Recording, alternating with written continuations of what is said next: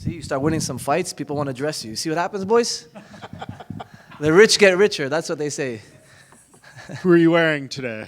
I'm wearing a Gaudi from these guys from West Island in Montreal. They have their own store, and they've been in business for a long, long time. And they did the nice thing of sponsoring me for this fight. So I got a couple more outfits for you guys throughout the week. Just going to keep dropping them one at a time. So what, was that only recent? Did they only offer Faraz suits up until now, or what happened? See, you know, it takes a long winning streak. You got to do something that's not easy. But for us, is always getting taken care of no matter what happens. Win or lose, my brother's safe. This is obviously a big fight for you, right? Fighting the guy who, as of this, will have the most fights in the bantamweight history.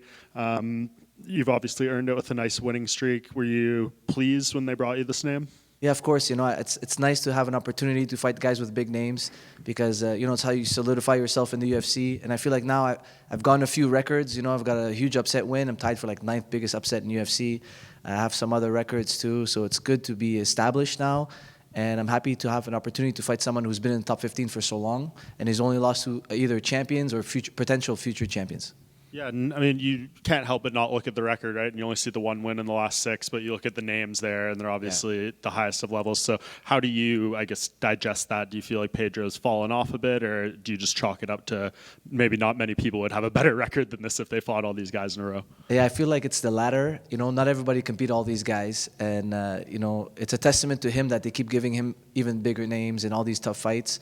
And I respect him. And, you know, when a guy's lost a couple in a row, that's when he's most dangerous. So I really think he wants to come out there and beat me and just, like, keep himself in the game. I wouldn't say that he's taking this lightly at all. And he knows I have knockout power, so I know he's going to be, you know, trying to protect his chin as well and doesn't want to get put to sleep. Nearly impossible to finish this guy, but when you look at it, do you think you can be the one? You never know, man. You know, people said Max Holloway will never be finished, and then Topuria did it, and that gives me a lot of confidence that I can do it too. Eric Keelang had never been KO'd. I KO'd him. So there's always a possibility, but the training camp, the main idea was we're going to decision because he's never been finished, never been subbed, never been KO'd. So I'm ready to go all night. You mentioned the training camp. You're an analyst now a little bit. You know about the rule set changes coming in. Yeah. How do you factor that into your preparation? Well, it was harder for my teammates than for me because I'm going to be the first one competing with the new rule change. So anytime my teammates they went to like 4 points, they thought they were grounded, and I was faking knees to their head, and my brother's yelling at them, "It's not grounded anymore. You got to put your knee down." And they weren't aware. So, like, because I knew the rules change was happening for this fight, I was trying to implement it in my practice. And I feel like it's going to limit stalling. Like, you can see a lot less stalling in MMA now because of this rule change, especially because of the knees. When guys are going to go to one knee or one elbow, it's going to be a lot easier to advance into a good grappling situation, like taking someone's back or putting them flat, dragging them back and flattening them out. The 12 to 6 elbows, I don't know how well it's going to be used. You know, to be honest, like it's to be seen. But I feel like forcing the guy to one knee or one elbow, it's going to change the grappling in MMA. What's the next rule set change you'd like to see happen in MMA? I don't have nothing in mind in particular, but you know, it would be nice to have clearer rules on when the referee should separate it off the fence. You know, because some fights, like I know there's a big controversial fight between Batista and Aldo, and like I could have seen it go either way. Like it's not really a robbery because round 2, yeah, he got all the control time. But Aldo did the damage in the first 2.5 minutes, but the second 2.5 minutes was all controlled. So it's like we need more of a gauge for the referees to be like, you know what, this is enough, man. If you're not scoring big enough of a strike or damaging enough of a strike, we're going to take you off the fence, you know. Do you like Conor McGregor's shot clock idea? That's actually a really good idea. I didn't hear that idea, but a shot clock kind of makes sense. But what if the guy's like really creating damage? Then why you don't need a shot clock. But if there's not enough damage, you start the shot clock. Then you got to reset it every time there's a big elbow or a big knee to the head. I don't know. It's tough. Listen, I'm not saying it's going to be easy. I'm just picking at straws here. I don't know what. I'm right here. Yeah. You're not only on a great streak right now, but you are also competing in a calendar year for the second time. And that's the first time, I think, since like 2017 for you. Yeah. So how big is it to get that consistency going? And is this kind of a focal point for you moving forward to stay busy? Yeah, exactly. So I want to fight as often as possible, especially after my last fight. Sean Shelby had told me he wants me to fight more often, and I'm excited to do so. I feel like now I've established myself and my team and what I want to do in the routine, and now it really feels like business as usual when I come to fight, and I'm excited to just stack a bunch of fights now as close together as possible. And in particular, the Javid Basharat fight. I mean, do you take a lot away from that because he was such a big prospect, undefeated? A lot of people had really had him high up on their ones to watch list, so to speak. So do you take a lot of that away, and do you think that's why that fight in particular is why some of the current opportunities are coming? Yeah, well, I saw some of his vlogs and stuff, and he was getting interviewed by the commentary guys, and they were saying how if he beats me, he's in the top 15, so whatever. So I feel like I kind of took some of that hype that he had and that whole potential to rise up into the division. So I kind of stole that from him, but nonetheless, I think he's a very good fighter. He's very hard to beat, and it was still a tough fight. I lost round 1, but then I won rounds 2 and 3. And I feel like a lot of guys in the bantamweight division are gonna have a hard time beating him. He's not an easy problem to solve. He's always coming at you. He's always in your face. He's got great speed, great reach, great height, and he's a well-rounded fighter. And you saw his brother had a really good fight recently, and those guys train real hard. I'd like to. I told him after the fight, actually, I'd love to train with him in the future.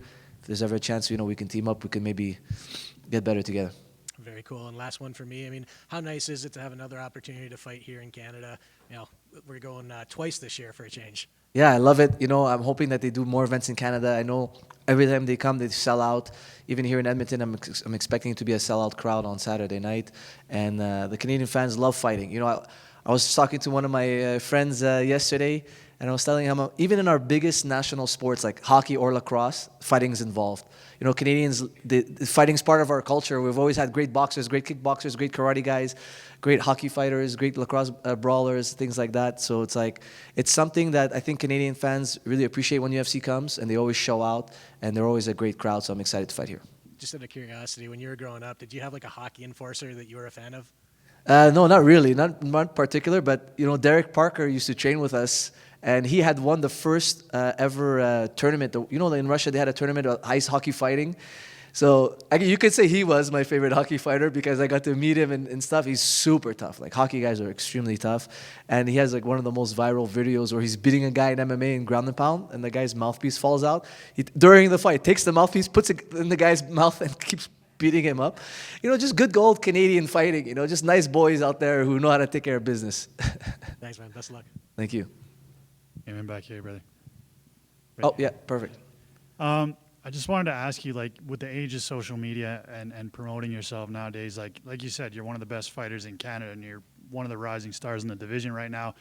Realistically, I know, you're a guy that always is fighting, doing the talking, but, at what point are you going to have to become, more active on social media and kind of calling guys out and, not starting beefs, but, just getting more eyes on you, right, as you start to climb the rankings? Yeah, that's what I'm trying to do. So everybody follow me on YouTube. But, I'm not much of a trash talker. I don't think it makes any sense. In the end, it's a business, and we're sportsmen. And actually, on Tuesday morning, I bumped into Pedro in the lobby, and we both gave each other a hug. And he told me, he's like, "Hey, you look skinny." I'm like, "You look skinny too, man." I mean, in the end, I'm here to be an athlete, and I don't think the guys in the NBA need to talk trash, or NFL, and I don't think I need to talk trash either. I think that in the end, we want kids to come into this sport. We want them to be great martial artists and develop good characters. And it's not about being a bad guy. It's about performing in your sport. That's really the point for me. And I'm trying to grow my social media through other avenues than talking trash. And then I think when you look at the numbers, I think Pedro has something like an 82% takedown defense. And I think he holds the record in the bantamweight division for most significant strikes landed right now. Oh. So I think that kind of tells you where this fight's going to take place. Yeah. Are you expecting, if you have to, are you expecting to just kind of stand in there and trade with a guy like Pedro? Yeah, I'm ready to go 15 minutes on the feet for sure. It's one record I don't want to have is most strikes landed in the fight. I'd rather land a few and put you out than have the record for most strikes landed. Being a volume guy is great, but being a damage guy is even better. And we saw that play out with Max Holloway and Ilia Topuria. Cheers, bro. Aiemann here. Yep. You posted yesterday, consistency over time is essential. Is that kind of what you're thinking heading into this stage of your career? Obviously, coming in here with a win over Pedro, it'd be 5 wins in a row. And in the world of mixed martial arts, obviously, for different reasons, it's hard to find that level of consistency. What has it been for you recently that has given you that level of consistency that you feel that you need? Yeah, it's I have all the resources I need. Obviously, throughout the wins, the paychecks are getting bigger. So it's much easier now to stay in the gym and do absolutely nothing else and just focus on my craft and do what I have to do. It's much easier now to fly in the guys and pay for their hotel rooms and give them per diem so that they can eat, and it costs them nothing to be there. You know, it just helps to have built a solid team. When I first started off in the UFC, I used to run deep. I used to have a lot of people around me all the time, and it ended up being a lot of a distraction. And during COVID, I kind of had to lean out my team because I couldn't fly with many people. So, and I figured out who were the ones or the real ones who really cared no matter what was going on. They were still going to be there during COVID, during anything. And I just feel like my surroundings now are lesser, but they're stronger. And I feel like that allows me to be consistent over time. And I've been training for 20 years because I just absolutely love it.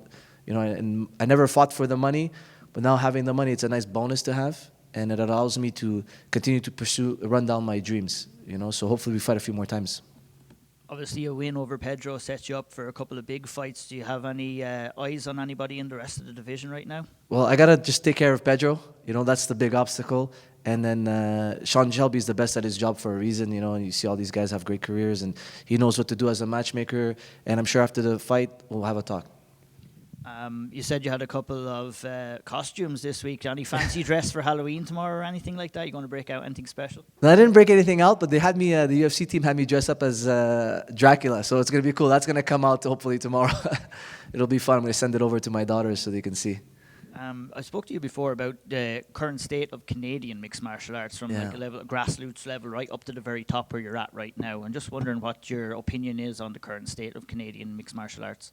Well, I'm happy now that there's new promotions coming out and they're putting on shows like Unified, BTC, Samurai in Quebec.